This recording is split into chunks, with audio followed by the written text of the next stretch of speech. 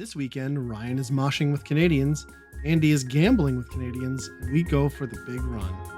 I'm Ryan, I'm Andy. and this is Weekend Rental, episode 190.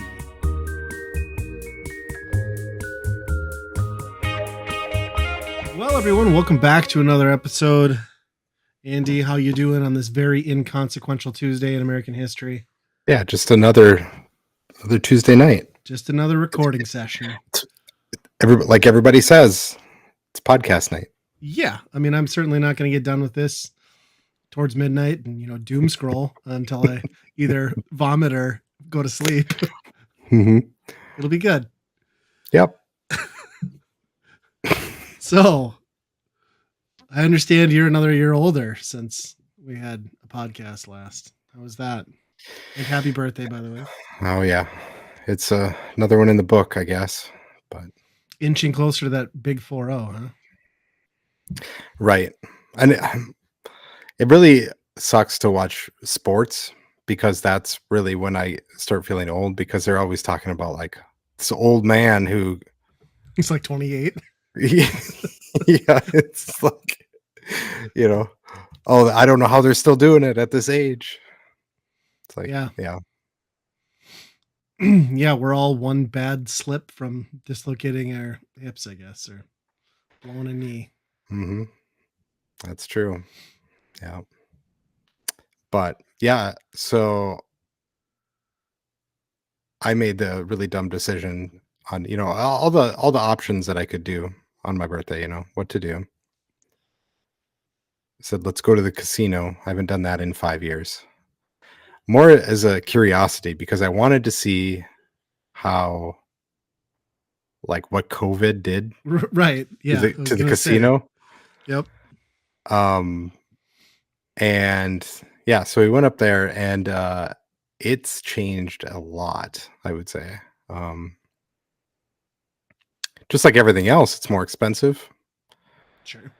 But to the tune of probably like 3 times as expensive as 5 years ago, just to, the minimum bets. That's nuts. On slot machines and stuff. And yeah, that was pretty much an eye-opener to like how fast you can lose. I mean, you can lose a $20 bill in like 3 minutes, just doing the bare minimum. That's just the cheapest thing you could do there, right? What were you playing mainly? Penny slots. Oh, really? Okay. But I mean, those things are like, now they're like 100 lines, so it's basically you're rolling $1 every time, Mm-hmm. And yeah, and a lot of them have like these huge like curved screens now. Yeah, the last time I was in one a couple of years ago, that was the big thing. Yeah, that's almost all of them now. They're barely any like old regular ones. Well, I think it's because like they get the benefit of like overwhelming you with stuff to look at, plus like it's a built-in attract mode for anyone walking by you. Yep, exactly. It's just like a large screen that everybody can see above you, right? Yep. The thing that absolutely blew my mind, that I don't know how it can even be legal to do this, but almost every single one now is a progressive, so they all have like jackpots, right? Mm-hmm. Where obviously then the odds are lower on those because they have to pay out the high jackpots. Anyway, alongside this, almost all of them have this mechanism now where there's like 3 things, like 3 gauges or meters. There'll be a chicken that's starting to explode, or there's like firework gauge that's going up, and there's some coin or something that you get in the reels that contributes to these meters, right? Mm-hmm. But the meters don't mean shit. They're just arbitrary. There's no rhyme or reason when they fill up. It's just a mechanism so somebody looks over and says, oh, that one's close to the top, it's ready to pop, right? Sure. And it never does. I watched a guy put in $60, I think, and he just, did the whole thing where you hit the button as fast as you can, and it did nothing, So it's that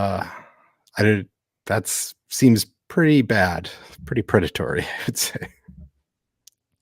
Yeah, they definitely like I feel like they treat those machines now more like you would treat like a Candy Crush or some other like iOS game to just like it's all about like keeping your attention to divert Yep. you from the fact that you're just like pissing money away at an Yep. accelerated rate. Yep.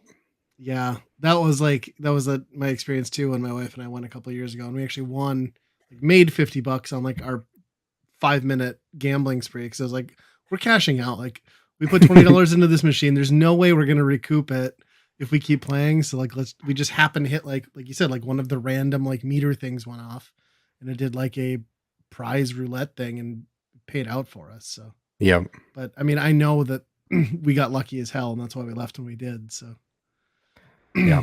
so you think you're done? You're not, you don't have the itch to continue gambling? No, it's maybe another 5 years. We'll see. Did you bring your dad with you? No, and that's kind of what really made me sour on the whole thing because like old people, they don't need to be doing that, especially for Right. that where like they're getting taken advantage of, and they don't really understand how those meter things work. They just see it's close, and Yeah. you know, it's uh it's kind of sad. I mean, you look around and there's actually a lot of young people that go now to the casino, but obviously you can kind of tell that maybe they aren't the type that should be going either, Sure. So Yeah, I can see that. Yeah. Yeah, I always like there's always like a layer of sadness and depression at those things as far as I'm hmm concerned. It's not my jam. I I just I've never had that itch. I've never just been like I want to go gamble or I've sunk this much in, let's plow, full steam ahead. Like I don't think I've ever been down more than $20 in my life because I just walk away from it. yeah, Like give me the free soda. I'll buy a cheap pack of cigarettes from the vending machine. Well, they probably don't sell those anymore, but yeah. they used to, and yeah, Well, they used to, like, give you free meals and, like, cheap hotel rooms and stuff like that, but yeah. they don't do any of that anymore either because 'cause they're just like, "You're gonna come Really? anyway," so So the deals, like the food wasn't good, like discounted, and the I rooms were don't think so. expensive. No. Yikes. Okay. Well, at least you got out of the house. I assume at least gave you a night away from the madness of the kids and everything, right? Right. Yep. Which is fun. Nice. Yeah, it doesn't sound like a bad way to spend a birthday. And you're like the weather was at least pretty good this year. You never know. Like the timing of your birthday, it could be 4 inches of snow or could be 80, but you landed in a pretty good spot. Yep. Yeah. Yeah, it's pretty good here this Yeah, year. so far so good. I should knock on wood because I think we've been milliseconds or millisteps away from snow already. Like Yeah. last weekend when it was sleeting on Friday night, I was like, "Oh, this is gonna be bad," but we avoided it. So what does, Halloween look like for, kids your age now? Oh, all right. So Halloween was not the best.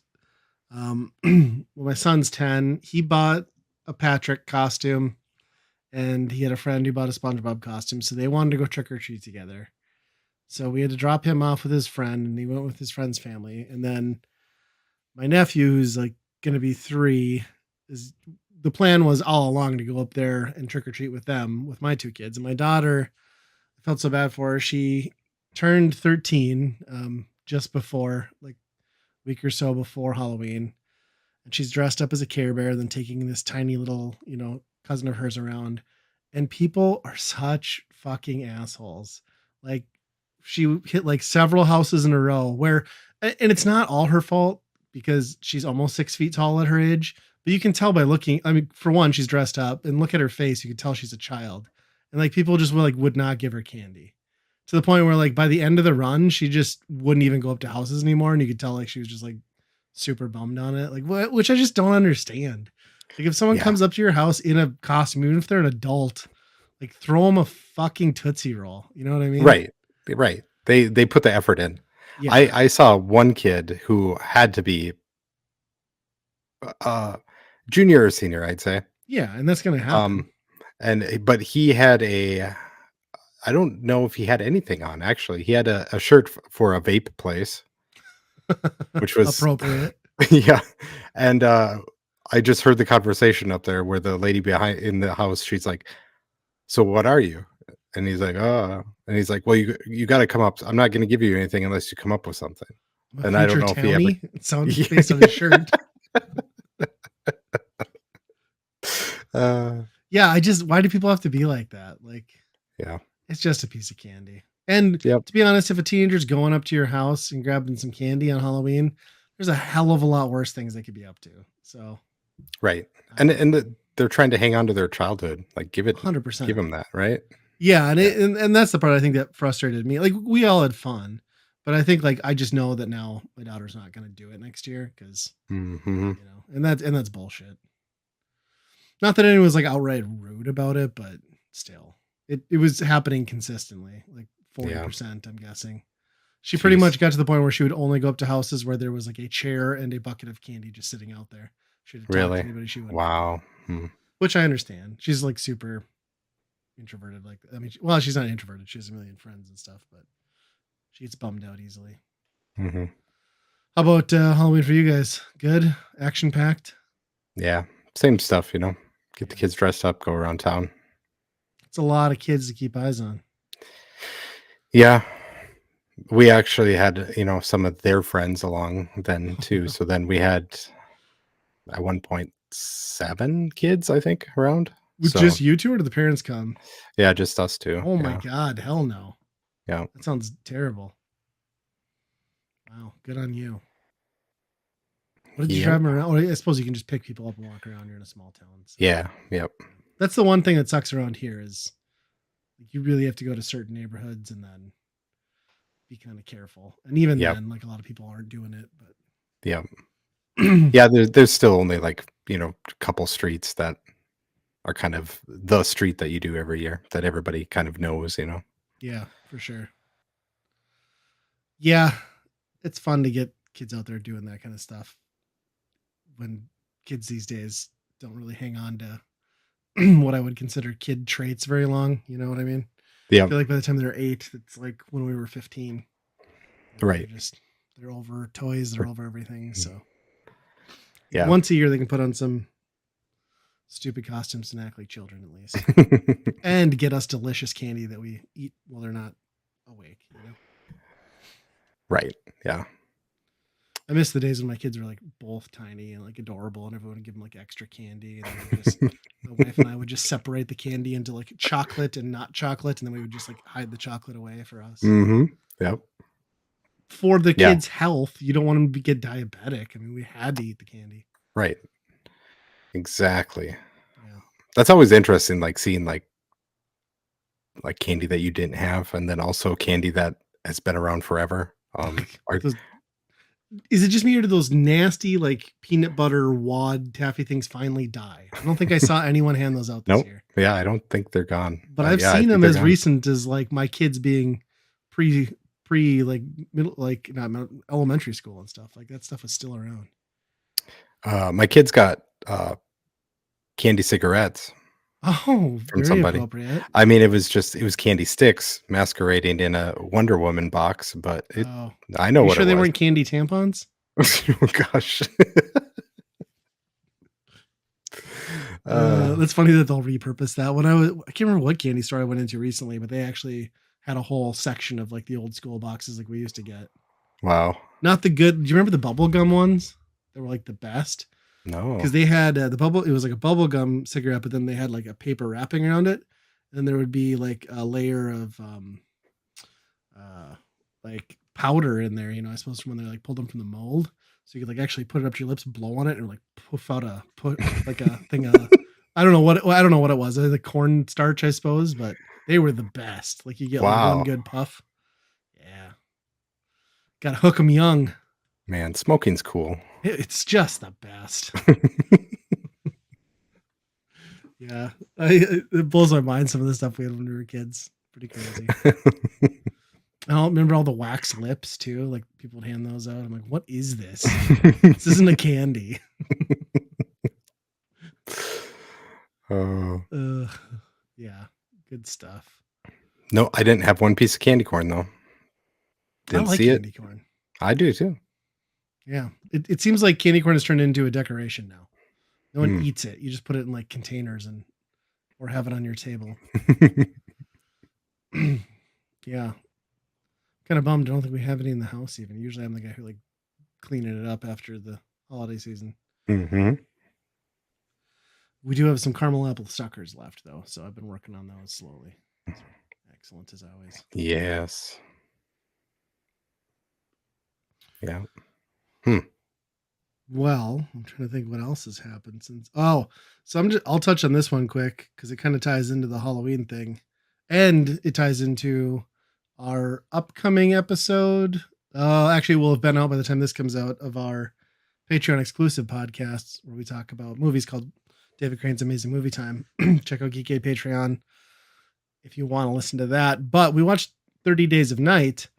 And then because it's spooky season and my son and I were just sitting around one night, I was like, let's just watch the second one, Dark Days. And I had, like I said, I remember distinctly a piece of it. I had it incorrectly when I mentioned that on a record. I don't want to spoil it for anyone. Well, it'll spoil it if you listen to that recording, but I'm not going to spoil it for anyone else in the larger audience. But anyway, that was a part of the story that I remembered correctly. But let me set up the sequel to 30 Days of Night for you. So basically, the wife is, survivor guilt and, government conspiracy covered it up. So she basically travels around the country speaking out against what really happened and that it's a government cover up and vampires exist, all while using that as an opportunity to then murder the escaped vampires who inevitably, one or two at a time, show up to her speeches that she's giving. And then she finds herself aligning with like-minded survivors who have gone through similar trauma. And they happen to be headed up by one person who has managed to hold on to their humanity while still being bitten and is actually a vampire. I can't think of another major motion picture trilogy in which that's the exact storyline. So it was a wholly original story. I was very impressed with it. Great movie. Oh, wow. But aside Yeah. from the fact that it's just Blade, it's not that bad. And there's a pretty good sex scene in it. So if you're into that and Yeah. like partial nudity, it's fine. But I just like, I was watching that. I was like, what are we doing here? Like that movie came out so far before this one was released. I think the whole trilogy was out at that point. Yeah, probably. Yeah. It's good though. Yeah. I mean, it's objectively an okay film. Okay. I would Huh. put it on. I would say it's maybe it'd be a toss up to see which one is better. It was fine. But yeah, just the on the nose theft of that was quite amazing. So, I think I mentioned this before that sometimes I hop in the Oculus VR thing and there's like these fake these people create rooms where they're just streaming movies, right? oh yeah, yeah. And I went in this room, it was called Friday Feature or something like that. And I log in there and I just see Josh Hartnett killing some vampires and I'm Oh like, "Oh no! man, what are the odds?" Did you just of sit like in there and just go boo the whole time? the odds of like not like I had no idea what movie it was going to be when I went in there, and then the odds of it being that movie within a Right. week of I just watched it for the first time was hilarious. I'm sure it's because they're just plugging that feed directly into Tubi. You know what I mean? Like, Yeah, it's just random. yeah, nobody cares. If it's on Tubi, nobody's gonna copyright strike you. Not worth their effort. Uh, Yeah. Yeah, I just thought that whole thing was hilarious. yeah, wow. We Amanda has never seen the I Know What You Did Last Summer movies. Okay. And when I was a kid, those were like that and Scream were the ones that, you know, Is I know what you did last summer, the one where they like hit a guy and like just threw his body into the wall. Okay. yep, Yeah, I yep, remember it. yep. And it's basically like, yeah, paranoia of like Mm-hmm. this thing. And I would say they don't hold up. Like I think Scream, like those movies, they those hold up a lot better than Sure. certainly this. I always thought that one was a lesser film or series. I don't know if I saw like there's a couple of them, right? Yeah. But I don't think I really cared too much. And it's got the guy who plays like Scooby Doo and everything, right? No. Or is that Oh, yeah, yeah. yeah? So, I was thinking about Scream because Shaggy is in the guy who played Oh, Shaggy is in okay. Scream, Yes, I'm getting that confused, but now I know the other guy who is. Yes, but the guy that what's his plays name? Fred, yeah. Yes, yes, Yep. got it. Yeah. Freddie Prinze Jr. Yes, Yep. there you go. He played himself. Yep. So yeah, this and it's got Buffy in it and, Jennifer Love Hewitt, and, first one's fine, and then we watch the second one, and it's just like, let's do the same thing on a tropical island and have the plot make no sense at all of, like, how this happened. Which Um, coincidentally they did for Scooby Doo too, also. So that's true, it is, yeah. This, has Jack Black as a weed dealer, and he's got dreadlocks. It's gotta be one of his early films, maybe, I don't remember him, but that sounds like a very fitting character. Yeah, and he dies, I mean, he's like the first guy that dies pretty much in that one. yeah. The stoner guy always dies. Yep. So that was probably the most interesting part of that one. Other than that, they're terrible. I just can't believe that they were rated R. These are like not gory. There's not much really happening in them. They say the F word a few times. There's no Yeah, nudity. I was just gonna say language is probably what did it back in the day. But even the second one, I don't even think they said the F word once. So I'm like, I am That's not weird. sure what.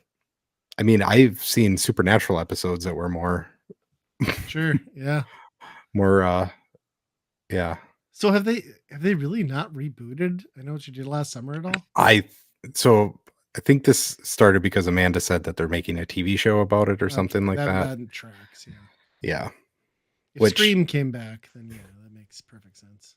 yeah, I could see a TV show. A little bit more tension from the guy that, some sort of mystery or something like that. Maybe. Well, and I that's the don't. problem with those movies too. Is like they don't take the time to build out any characters or relationship. It's always just the trope of this person and like the Hmm. stereotype on the nose. So yeah, you could do more as long as you're killing one person per episode at least.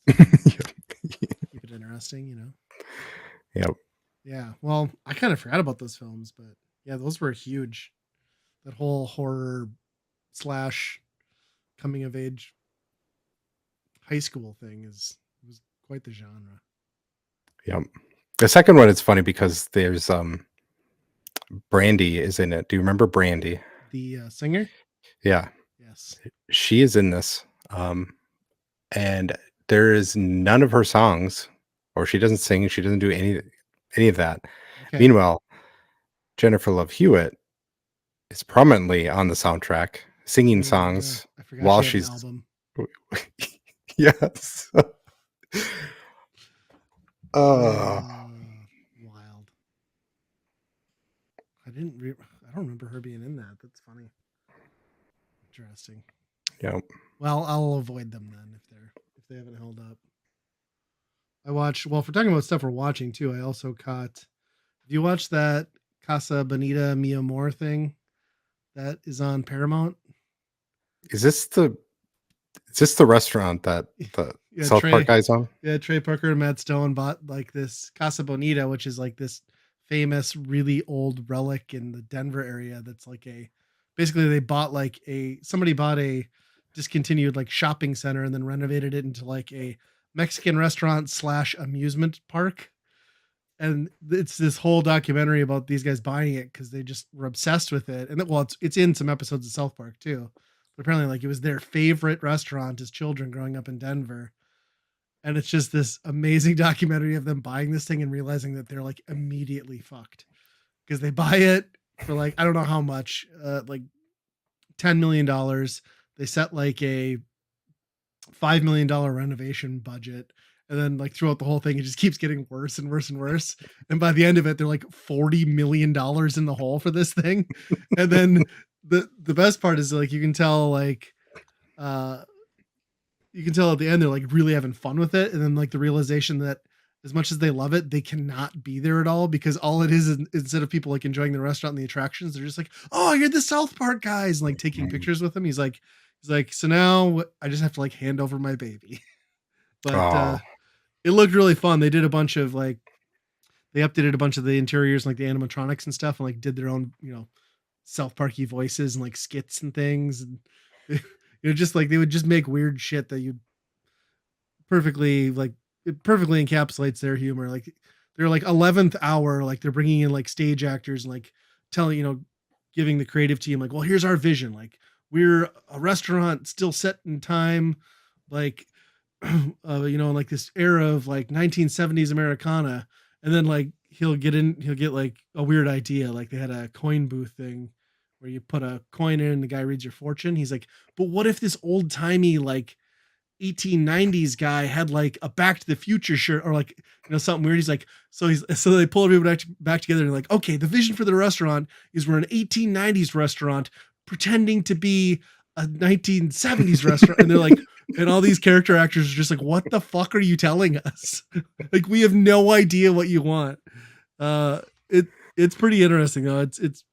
It's kind of amazing. I think that it's one of those things too where it's probably like, well, yeah, they took a huge financial hit on this, but also that Paramount gave them God right, knows how much to make this thing, so that probably right. at least helped offset. But yeah, it's a pretty entertaining watch. If you like I would say if you enjoy South Park and also Kitchen Nightmares, this is for you. Maybe a little bit of Bar Rescue too. Except Well, that instead of everyone screaming at each other when things go bad, they just laugh at how fucked they are. They're just like there's the scene where they're going through on a video call. He's like, "Hey, look at all this black mold," and they're just like both of them are just like, "Ah, ha, ha, ha." I'm like, no, this isn't good. Uh, well, I can't even imagine like buying something like that and trying to like renovate and come up with something. I mean, if you're buying a yes, restaurant, you can be like, okay, I'm making it into a restaurant.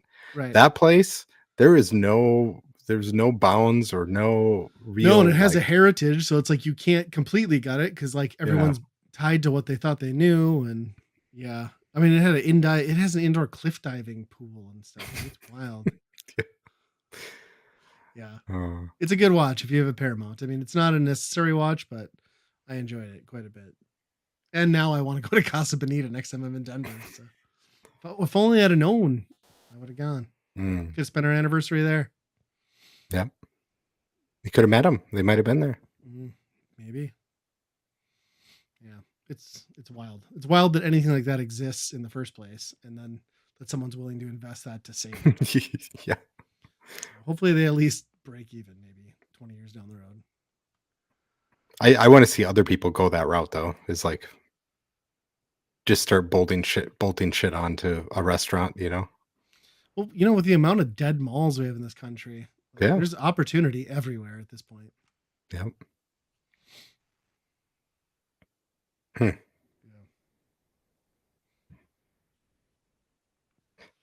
Well, you've been listening to some Nintendo music?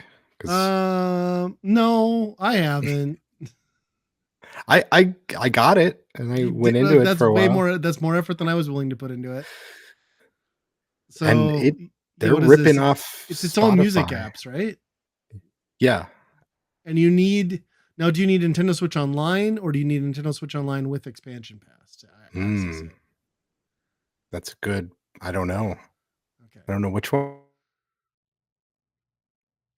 it is. And it's it it the UI in it looks just like Spotify. Like they ripped it off. Which begs the question: you could attract a lot of fans on a service people already pay for or have readily available for free. Why did you not just, like other video game companies, put your copyrighted and licensed music onto Spotify Right. instead of I think making they're your own app? just yeah, they're trying to like add value to their online thing, I think. By making you download a separate app outside of it? Mhm. Just because it's a bullet point saying this is what you get, right? But it's Yeah. not something you really use. I did put it on one trip just as a game to see if the kids could figure out what games, Is there like a on randomize shop. option? There is a shuffle, yeah. Okay, well that would be fun. So Yeah. I saw in the video, I saw a lot of like current gen stuff. Like, what is the depth? Like, are there old games or what does it look like? So it doesn't surface the old stuff very well, I would say. It's in there, but not a lot. Like, I guess I'm trying to think of on the shuffle what came up that would be even old. I guess Dr. Mario and Okay, some old Kirby, like Game Boy stuff, Metroid, NES Metroid, and then, the old Mario stuff. But yeah, it's a lot of like Pikmin 4 came up a few times, and it's like, well, yeah, who it's gives not a shit? it's not iconic, I guess. Yeah, nobody's paying Pikmin for the soundtrack. Yeah, and then it's overloaded with Animal Crossing and That's elevator Splatoon. music. Yeah. I mean, I like a lot of those, but it's dominated by it? That sucks.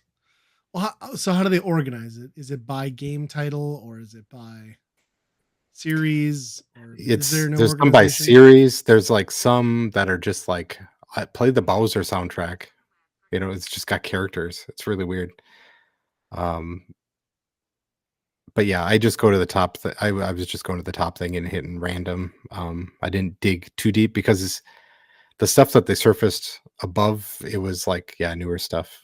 I mean, like, I wanted to hear Zelda, but they Yeah, really pushed Breath of the Wild, and it's like, yeah, that's good music, but it's pretty ambient music, right? right. Um, so it was hard finding the stuff that resonated with me, I guess. They are adding more. I guess Donkey Kong Country 2 just came out on it, so That's got some good songs, I guess. mhm. I don't know. I For me to install a completely separate app, then sign into it, then probably never use it. I can't imagine. Yeah. I'm sure if I go to Spotify, somebody's put this stuff out there anyway on a Mhm. bootleg thing or a remix. I just hmm.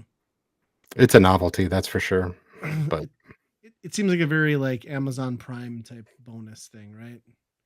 Like where I'm never gonna use it, but we can put it on a fucking flyer and it looks cool. I don't know. yep. Yeah. It's neat. I just wish there was at least an embedded app into the Switch. Like why can't it have a native app there where I could just if I was on a Mm. plane just flip it over to Mhm. some, whatever. That would make more sense to me, but or Yeah. just have it on my TV in my living room. Bring back the old PSP days where it's Yeah, your handheld is your MP3 player. why not? Yeah, good stuff. Well, I saw you beat me to it. I came out to put this Switch news on, but looks like just today we finally got confirmation that the Switch 2 is backwards compatible, which I think we Yeah. all pretty much knew that, but it's nice for them to say that. What a news cycle though. Like, today of all days. I mean, I guess it's a Japanese company. They're talking to their Yeah, they didn't realize they're shareholders, but burying the lead. They're like, we want to give people something to be happy about. Um, yeah, that was cool. And then they also said that the Switch Online and all its assets and free games carry over, which, of course, if it's going to yeah. be backwards compatible, I'm sure that makes perfect sense. And they continue to build upon your library. And then So no announcement date though. They're still sticking with fiscal year, which, if I'm not mistaken, could be anywhere between now and March for Nintendo. Is that correct? yeah. So I still think it's Which got to happen this holiday season, right? Or do you think they I, don't want to cannibalize potential sales? that's the thing. Like, if they think it's going to be out by next March, they can't announce it now because nobody's going to buy anything for Christmas Yeah. then, right? So then maybe they'll do like January 17th or something, and then Yeah. pre-orders go live like mid-Feb, and then it comes out at the end of March. Yeah. That would be my guess. Unless they have to delay it, of course, to the next year, but it sure sounds like the Switch is the selling of the Switch is everybody has one, it turns out. So nobody's And if buying we, them anymore. to be honest, if we could get it over here before the potential 100% tariffs on everything coming into our country, I'd appreciate that because I don't want to pay $800 for fucking Switch 2. That's how tariffs work? Oh my gosh. Nobody knows how they work, but they fix childcare. So that's what's important. Uh, Yeah, I really want to I get that I really want to hear it this year. I get that it probably doesn't make sense for them since they do have a really strong game lineup, but the hardware sales are already like really down because people know that it's coming yep. and people will still buy the games. So maybe like I've even been surprised at how the limited edition Echoes of Wisdom Switch Lite is sitting on shelves everywhere. Usually a collector's edition like that is gone right away, but Mhm. they are not moving. No, and I don't even know who you get. I mean, anybody who's gonna buy it this year is in the know that the next one's coming out, right? Right. I would think. So it's almost Um, like if you're gonna buy it, you're a collector who's just gonna leave it in box, yeah. which this is not on our agenda, but I was gonna bring it up to you as someone who owns a black Wii U complete in box. Have you been reading the problem with that? No. So they like really cheaped out and cut some corners with the Wii U. And if those things don't get power, your chipset loses juice and it forever bricks that console. So odds are that your complete in box Wii U, by the time you open it, ever, if you do, is going to be useless. It's dead. Like it's like better than Wow. 50% chance. Wow. Because you bought that pretty later on too, right? Like that Yeah. was yeah. They said most of the white ones are good, but they said most of the black ones after the initial run, if you do not keep them powered up at least somewhat regularly, toast. Jeez. So that sucks. Sucks from a preservation standpoint. Yeah. Sucks Well, from that's like owning the console with a good library standpoint. so that's why they were like, we got to get Xenoblade Chronicles X out on Switch. Probably. Yeah, We I saw can't that have announcement. anybody ever wanting to play a Wii U again. So, Why did they wait so long on that? Like, didn't Xenoblade 2 come out 3, 4 years ago? yeah. You think you'd have put it in the neighborhood? You know what I mean? I don't get it. Yeah. Took There's them. only a few left, I think, on Wii U. Yeah, what do we got? The Twilight Princess remaster, the Wind Waker remaster. At some point, you think they're gonna do like a Zelda 3D All Stars. Like you think they'd have Yeah. to. Yeah. But yeah, there's not really anything left. No. Uh, Nintendo Land, but you can't really do that yeah, I don't know that outside the Wii U. needs. I don't know if that needs to be moved over. Oh man, that's probably my most played Wii U game. I played it a lot too, but there's like what 2 modes in there that are any good, and the rest are just Yeah. hot trash. Yep. Um, I have been playing one. Well, I've been playing a lot of Jamboree still, but I actually played one new game, and that was that Retro Realms double feature with Halloween, and then there's the Ash versus Evil Dead. So I pre-ordered the physical, so you get both of them. You can buy them separately digitally. Those are pretty good. It's kind of like a cool interface. It throws you into the game. You're basically walking into a hallway. 3D. It's 3D rendered, and there's an arcade cabinet on each side, so you can like, boot into it. Eventually, like you can open that up and you go further in, and there's museums and stuff to unlock things. And I've only been playing the Ash versus Evil Dead portion. They definitely went for like a 16-bit kind of design, but they use the hardware to their advantage. So it's a pretty straightforward retro style action platformer. Done a good job with the source material as far as like keeping the gore and the humor, and then leaned really into all the bullshit that made those types of games frustrating with like really cheap ass fucking enemies and the occasional like knockback pit that just screws you. So pretty good, yeah. I mean, it's in the vein of a lot of the stuff you played there. Like a NES Batman or something like that. Having fun with it. Kind of frustrated at some of the cheapness I'm running into and some of the later in levels, but I'll probably keep playing it for a while.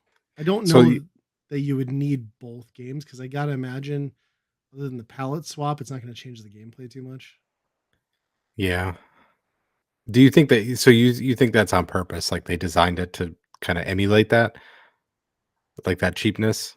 I think so. I mean, they, for the most part, they're pretty good about like watching out for the really, really annoying stuff. Like for the most part, there isn't knockback. Like most traditional hits, like you just get hit, but there are some things that will like trigger you in explosions that'll like throw you back into stuff.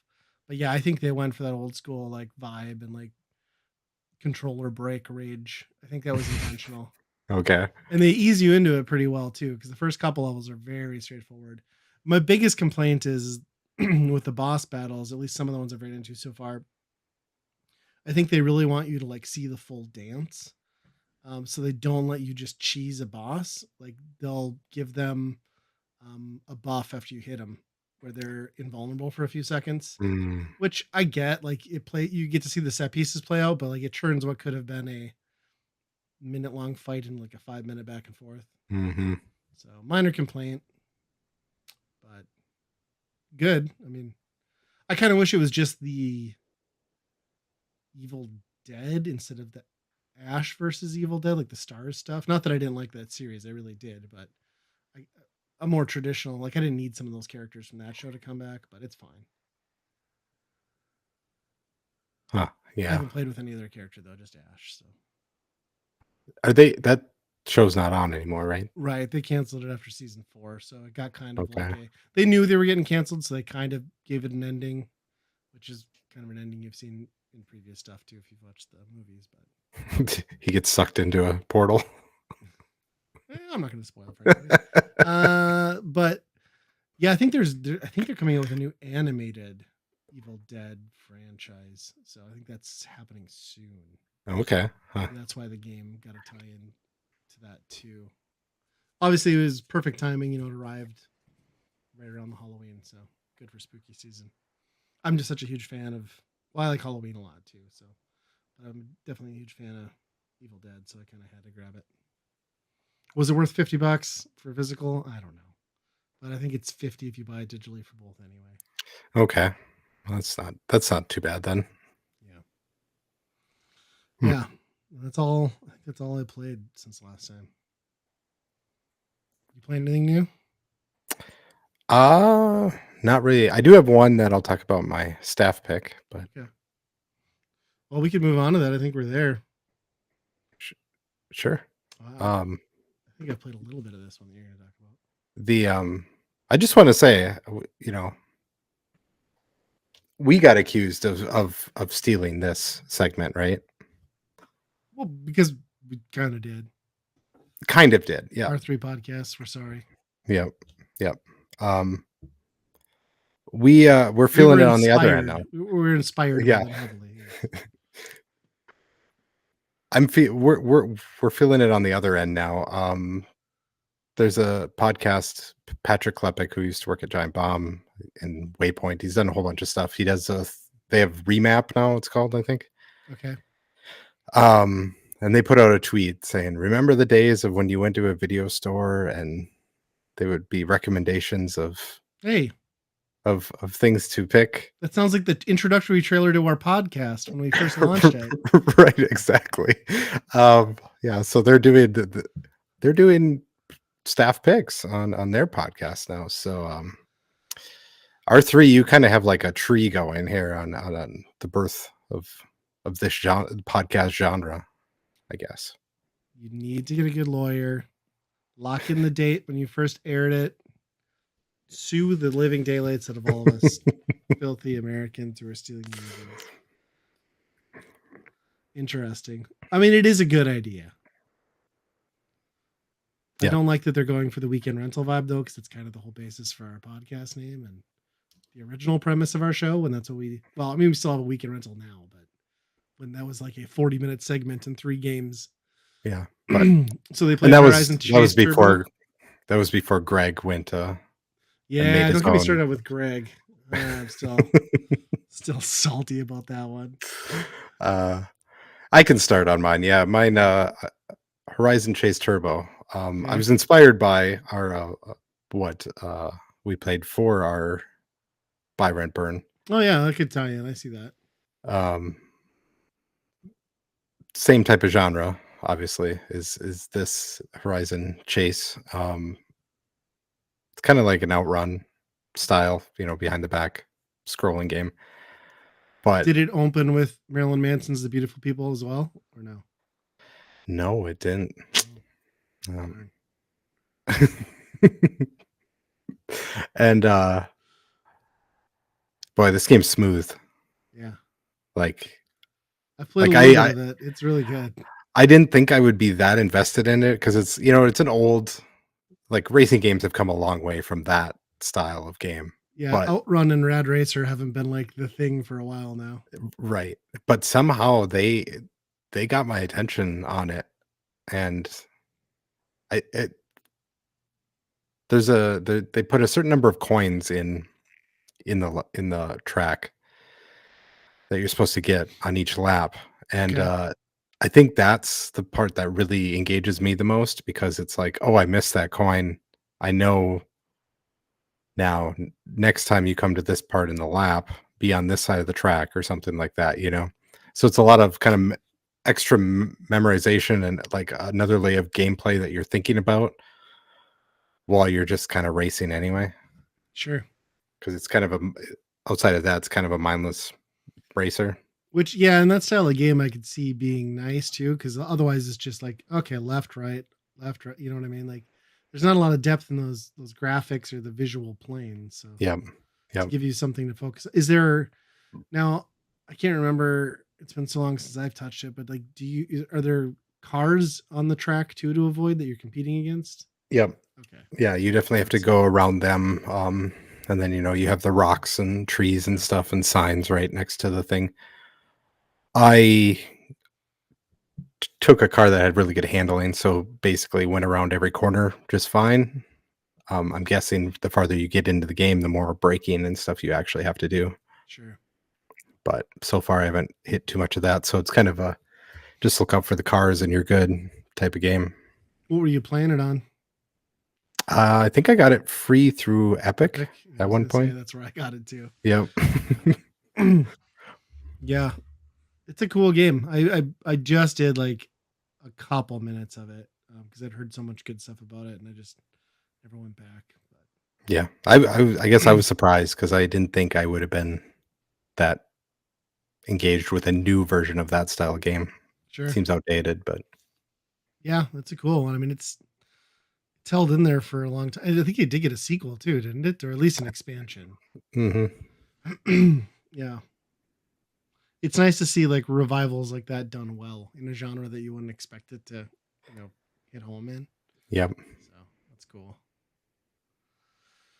Yeah, I should boot up some of my Epic games and start playing them. I've got too many in the backlog like that one. And they just keep giving me free ones every week, so I know. it's crazy. But yeah. So my staff pick, I went to a concert last Friday. It's one of those situations where like I do this happens to me every time. Like a concert gets announced or I find out about it, I'm super excited. I buy the tickets. Months go by, and then I'm like, oh fuck. The last thing I want to do is like leave the house tonight or go to this thing.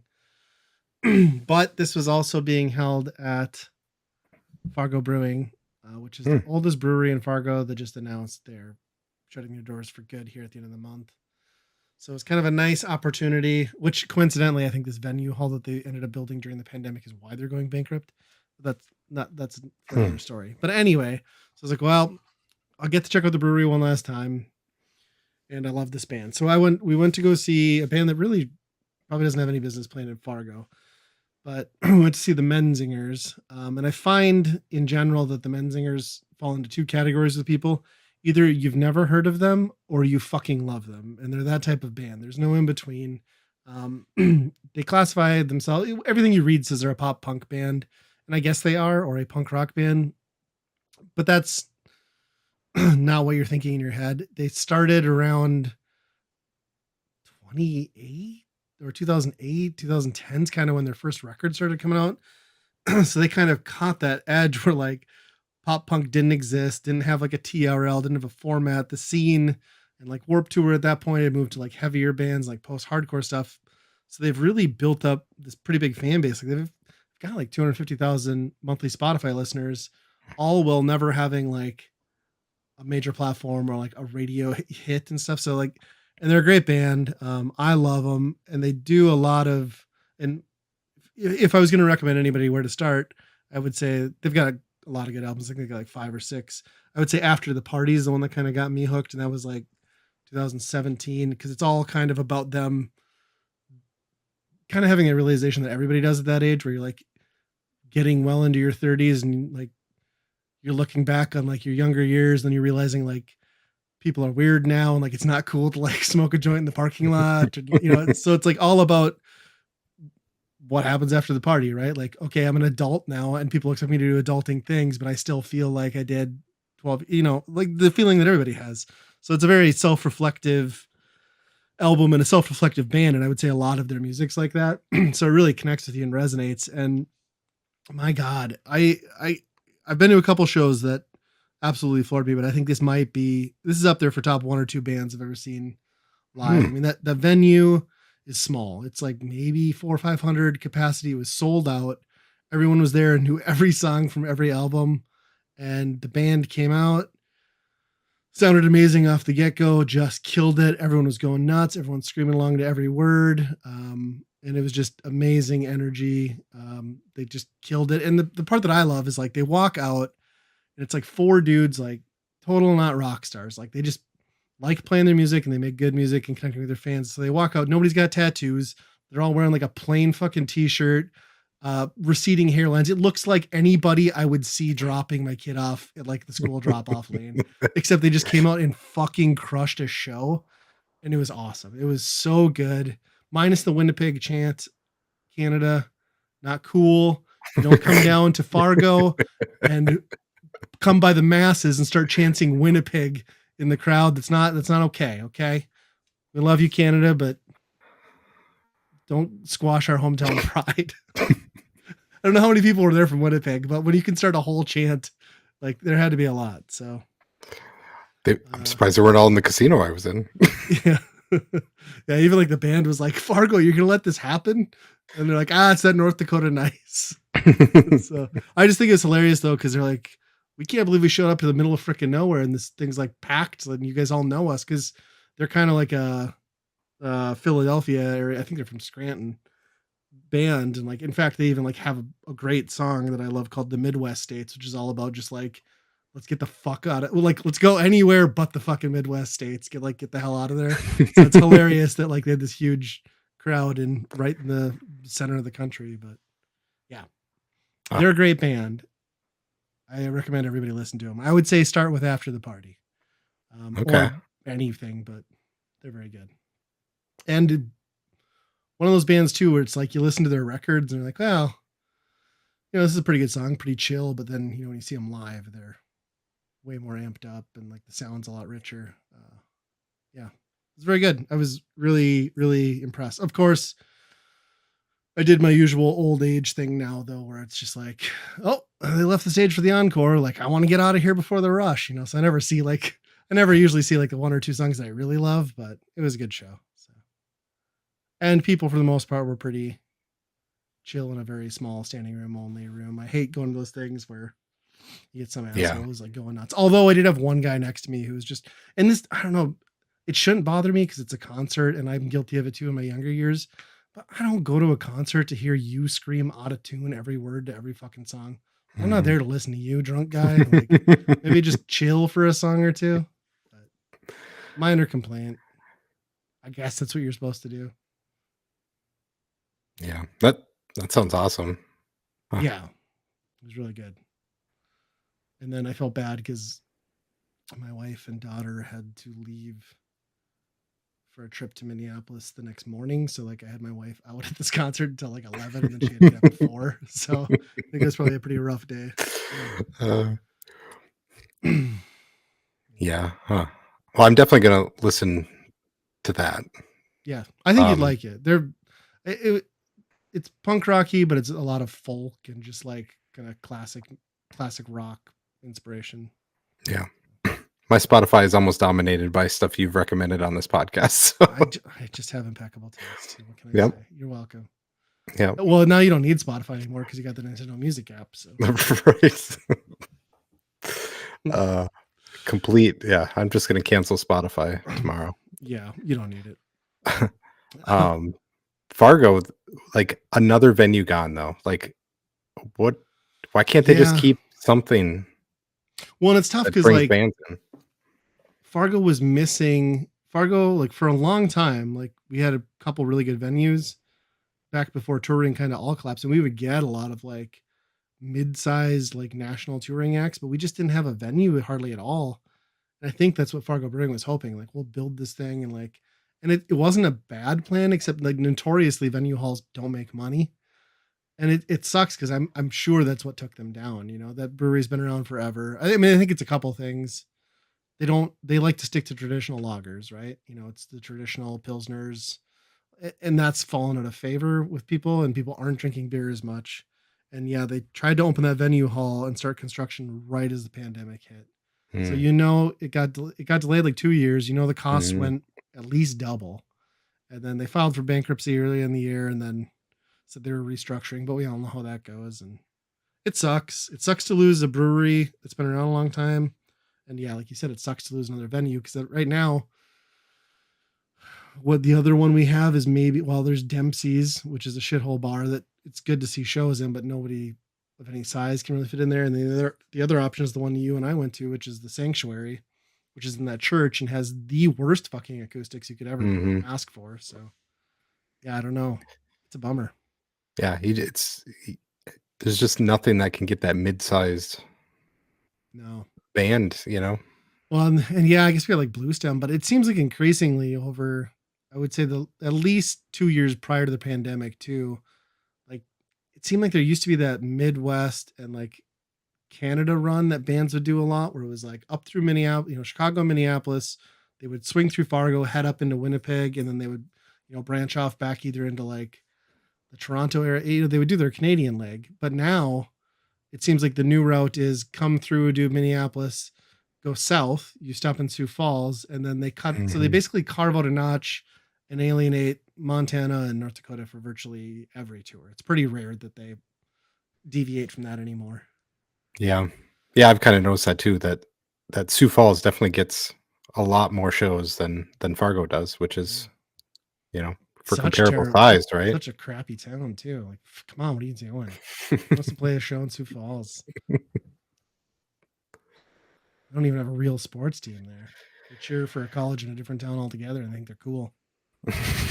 You know what we're talking about, South Dakota? You know what we're talking about? I don't know why I'm bringing that up. I could give a shit less about the sports, but Uh, even though we did beat you this year, South Dakota, yeah. so far.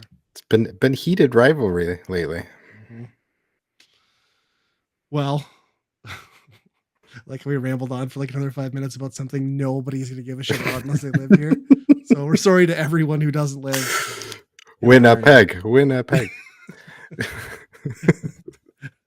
It's still hilarious to me that happened at a show in Fargo. I mean, I guess it's pretty close, so makes sense. Anyway, let's get on to the weekend rental. Um, for anyone unfamiliar, we play a game for a given system.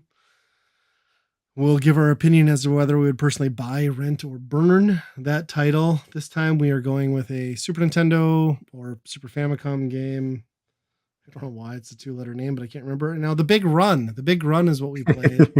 Um, it just came to Switch Online expansion pass or the regular. I don't even know one of them recently, and that's where we got our hands on it. Jalico game. So from the get go, you hear Jalico, and that doesn't fill you with a lot of confidence or high hopes.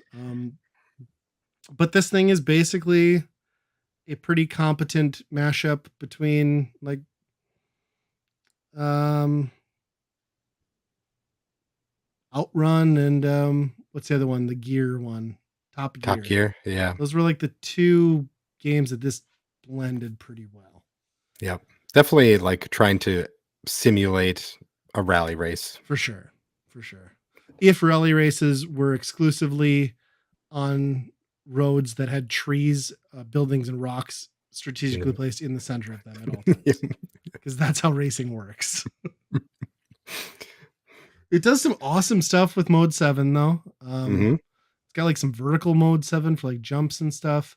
But I should probably get back to my earlier comment when you were talking about the Horizon Chase Turbo, did you not start singing "The Beautiful People" when you booted this game up? I didn't hear the song. Is So as it soon as you get to the straight start that? menu, the drums come in. So I was just like, oh, and Oh, like the wow. guitar riff is like going in my head, and then I'm like, oh, it's not. But yeah, it's exactly the opening drum intro. That's amazing. Yeah, you'll have to go back and check it out because like once you hear it, you can't unhear it. But Huh. yeah, it's a it's a good game. Like I'm surprised that I hadn't heard of this, or I don't know if it ever got ported, but the Yeah, I visuals don't are think it came solid. over here. It must not Yeah, have, 'cause the box on it is a Super Famicom, yeah, so I don't know if that ever yeah. If it did, I'm sure it was not called Big Run in right. in America. But Yeah, and it's funny that it's called like Big Run on the thing, but like there's like four more words in there when you get to the title screen. So yeah. I don't know if that's a Must be translation boo boo. it must be based on, like, a real rally race, I think, Yeah, yeah, 'cause that it could it be because they're very specific with the dates and everything and the places. yeah, like, you're coming into Tripoli in Africa and, like, Yeah, going in this certain legs of the race, and yeah. yeah. It's, but yeah, for it came out in '91, it said on the bottom. At least that was Okay, the date on the title screen, that's like a and super impressive game for that time. yeah, because they really went in and out on that Mode 7 stuff that really translated. I don't know if it added anything to the gameplay, but it sure made it look cool, Yes, you know? yeah, and the modeling on the car, which is obviously the centerpiece in a game like this, looks excellent. I mean, it feels like a almost pseudo 3D rally car. Um, Yeah, I've never seen Mode 7 used in the way it was used here with the jumps. Like that was pretty nuts. Yeah. I also like that like you've got so many options as far as picking your racer, like deciding if you want to hire like repair guys and like crew chiefs, and there's a lot of nuance, and I think that's almost that stuff almost becomes the game more so than the racing is like inventory management and making sure you don't break down. Right. Yeah, 'cause, if you get caught out there, in the middle of a race and something breaks, then you have to have one of your mechanics come out, fix it, you lose valuable time, Yes. and like a rally, if you finish the first one 30 seconds above, you have, 30 seconds for the next leg, Yep.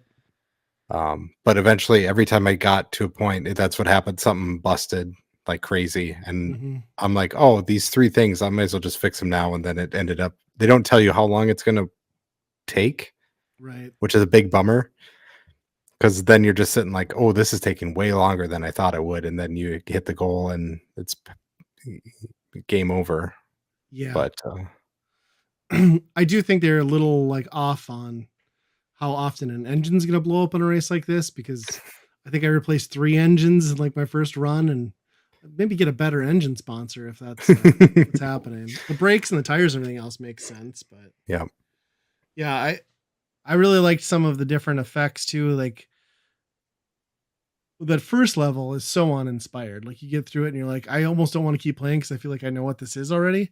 yep, And then you get to the second one and it goes into like nighttime mode and there's this like kick ass like headlight effect that just looks really cool for a game like this. yeah.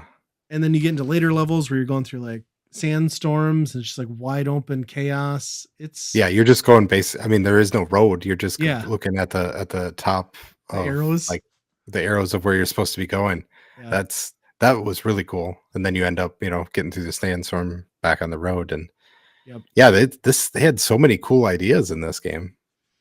Yeah, it's really neat. I think most of them are executed well. I feel like it's a game where if I had more time, you could definitely get really good at this. I don't the only thing that I guess I could say that I don't care for other than the soundtrack being kind of forgettable other than that opener, is I don't like how it seems like in some of those stages they didn't really put a lot of thought into making the racing fun. They just really dogpile you with like bullshit in the road just to kind Yep. of like eat up your inventory and slow you down.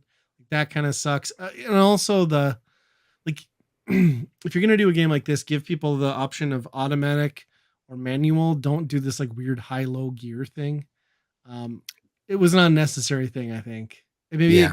maybe this did start in the arcade and they translated it over, and that could make Hmm. sense. But That could be, yeah. I don't know. It wasn't Yeah. a deal breaker, but it was kind of annoying.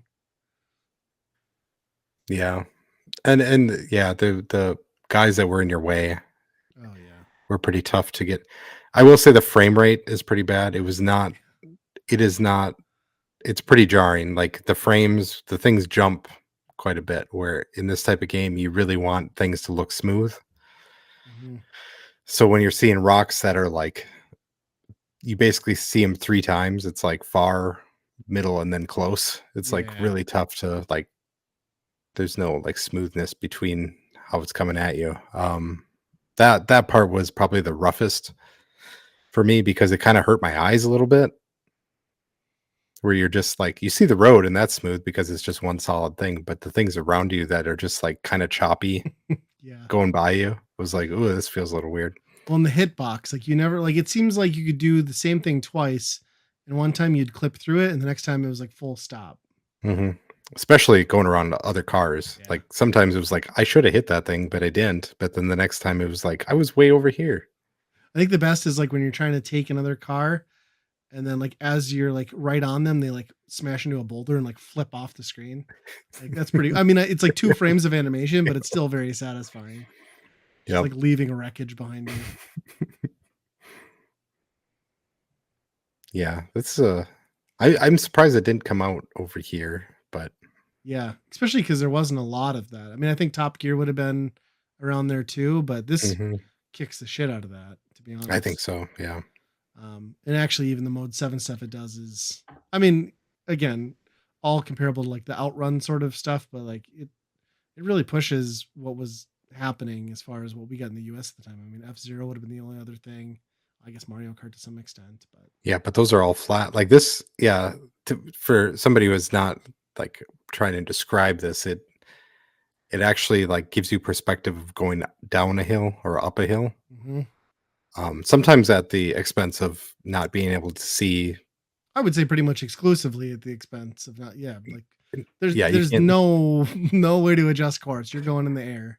Yeah, which is cool. Yeah. Um, and then a lot of the tracks also, you know, there's things in the way, but they don't like kill you or crash you or anything. It's just like sand dunes will just kind of jump, and then your Yep. suspension gets kind of busted after a while. So it's not exclusively like I'm racing on a flat ground type thing, you know. Yeah. It's pretty cool. Yeah, they really do a lot to like make it visually interesting. And yeah, the just the dynamic, like you said, of like the crashes slowing you down, which sucks, but then taking a toll on your inventory of available repair parts. I didn't ever quite master fully understand the difference of like carrying a part on you and how that played into like how fast your car could go. I didn't really notice a difference. Yeah. Um, but yeah, I had to rewind a couple times because that first time I called out like that emergency like roadside repair and lost like 30 seconds because I had no idea what I was doing. But it's Yeah. cool. Yeah, and that's kind of what screwed me every time too, that I would have some perfect storm of catastrophe that ended up losing, and, it was kind of a bummer because I wanted to see more of the game, but I just couldn't commit myself to be like, "Okay, now I have to go through the first 3 races again." Yeah. And especially like when you fail by like 4 or 5 seconds and you're just like, Yep. what the hell? I did appreciate too that the driver selection screen, there's like 4 or 5 options, but then the bottom one is just like Jalico Man, and he gives you like zero perks. Like he has no inventory with because every driver has like inventory that's like built into them, and then like a dollar amount slush fund. And he's got an okay amount of slush fund, but he has zero parts. So basically, the Jalico guy is like nerfing you from the start. It is not a good option.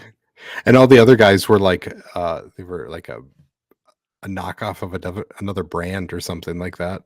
Oh, Like, the really? name was Pioneer, and Oh, I didn't even notice that. there was there was a Sony one, I think it was That's yeah. awesome. Yeah, yeah, it's cool. I like the presentation. Um, I like I like it. Like it crosses that good line between like strategy and arcade in a fun way. I don't think it would probably have the legs of something like like some of those later Top Gear games that got really good about kind of getting that hook into you and having a good balance of like upgrading and reward. But Yeah, and they had some cool features, like, I think those had, like, a rear view mirror, which is yeah, pretty crazy too, yeah. and I think they actually had a drift mechanic too, right? Like where drifting would like I play a think part, so. and this one doesn't seem to, but I really like it. I think it's pretty cool. It's definitely a good add-on Switch Online for sure.